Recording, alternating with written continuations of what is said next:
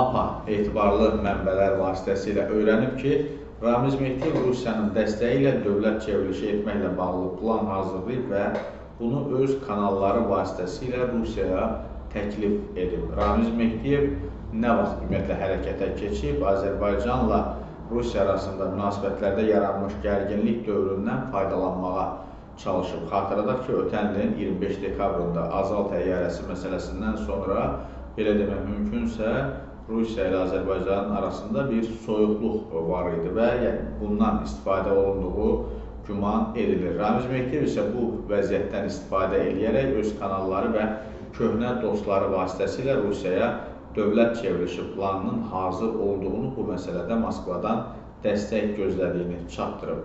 Xatırlatmaq yerinə düşər ki, Rusiya-Azərbaycan münasibətlərində gərginlik pik həddə olanda bu il mayın 9-unda İmişli rayon Ağsaqqallar Şurasının sədri Salih Səmədov SSR bayrağı altında sinəsində Rus imperiyasının rəmzi olan Georgi lenti ilə tədbir təşkil etmişdi. Bu hərəkətinə görə vəzifədən uzaqlaşdırılan Dövlət Təhlükəsizlik Xidməti tərəfindən həbs edilmiş Salih Səmədov Ramiz Mehdiyevin köhnə dostlarından və biznes ortaqlarından biri hesab olunur.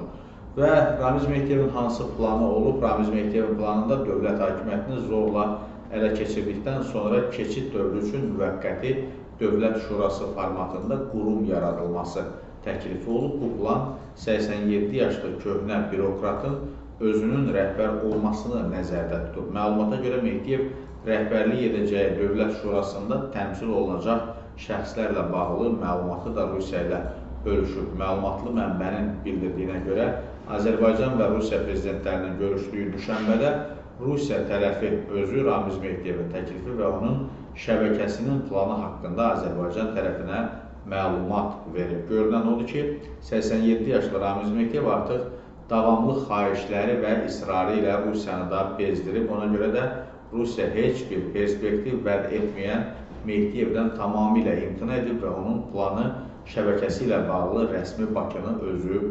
məlumatlandırıb. Ramiz Mehdiyevin Rusiyaya yaxınlığı həmişə bəlli olub. O, hələ Sovet dövründən Moskvanın agentura şəbəkəsinin üzvü kimi tanınıb və uzun illər öz imkanlarından istifadə edərək Azərbaycan hakimiyyətində də Rusiyanın dırnaqarası təbii ki, dostları olan məmurların vəzifə pillələrində, parlamentdə və mediada irəliləmələrinə şərait yaradıb. Vətən müharibəsindən əvvəl isə Azərbaycanda Rusiyapərəst məmurlar vəzifələrindən uzaqlaşdırıldı. Ramiz Mehdiyev də vəzifəsindən azad olundu və bunun ardınca Milli Elmlər Akademiyasına rəhbər təyin olunsa da ancaq yenə də bu əməllərindən, necə deyirlər, əl çəkmədi. Ancaq